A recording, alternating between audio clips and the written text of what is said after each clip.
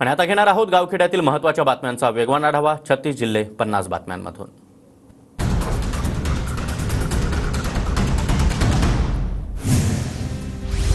राज्यात लोकसभेसाठी फडणवीसांच्या विक्रमी 116 रॅली आणि सभा पार पडल्या. पवार गटाचे नेते जयंत पाटलांच्या 100 जाहीर सभा, मुख्यमंत्री शिंदेंचे लोकसभा प्रचारासाठी 81 रोड शो, तर शरद पवारांनी 60 रॅली आणि 19 मेळाव्यांना संबोधित केलं.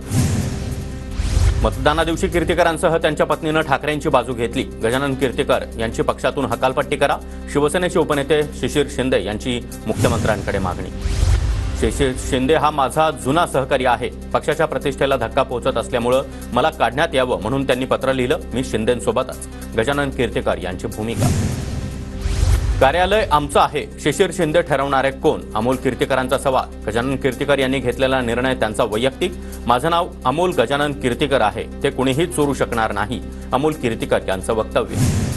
गजानन कीर्तीकर यांच्या विरोधामध्ये पक्षांतर्गत कारवाई होण्याची शक्यता. सूत्रांची माहिती. गजानन कीर्तीकर यांनी घेतलेली भूमिका आणि त्यानंतर आता शिवसेना नेते नाराज असल्याची चर्चा. शिवसेनेची उमेदवारी मिळाल्यानंतर ऐनवेळी अर्ज मागे घेऊन अमोल कीर्तीकरला बिनविरोध खासदार करण्याचा गजानन कीर्तीकरांचा डाव होता. भाजप आमदार प्रवीण दरेकरांचा गंभीर आरोप. हकालपट्टी करण्याचा निर्णय त्यांचा अंतर्गत. गजानन कीर्तीकरांनी बोलण्याचं धाडस दाखवलं. ठाकरे गटाच्या सचिन अहिर यांची प्रतिक्रिया. कीर्तीकरांनी मुख्यमंत्र्यांसोबत बोलून वाद मिटवावा. कीर्तीकरांच्या वक्तव्यावरून दीपक केसरकर यांची प्रतिक्रिया.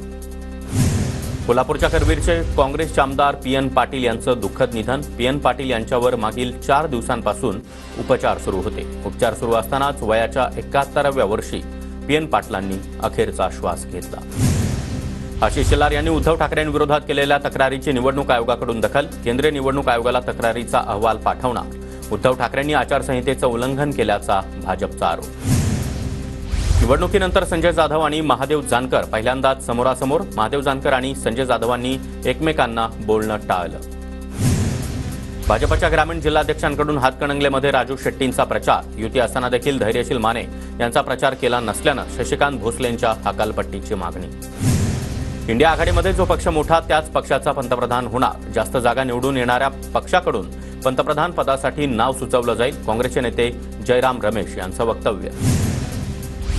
अरविंद केजरीवाल 2 जून नंतर पुन्हा एकदा जेलमध्ये जाणार. शायरीच्या माध्यमातून देवेंद्र फडणवीसांची केजरीवालांवर टीका.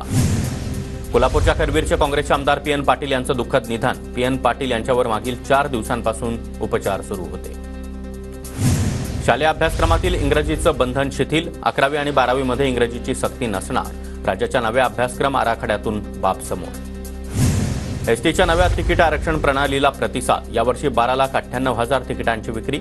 ऑनलाईन आरक्षण प्रणालीद्वारे दररोज 10,000 तिकिटांची विक्री. सीटी परीक्षेचा निकाल जूनच्या पहिल्या आठवड्यात. उत्तर तालिका लॉग इन आयडीवर जारी. पीसीबीच्या विद्यार्थ्यांना उद्यापर्यंत तर पीसीएमच्या विद्यार्थ्यांना 26 मेपर्यंत आक्षेप नोंदवता येणार.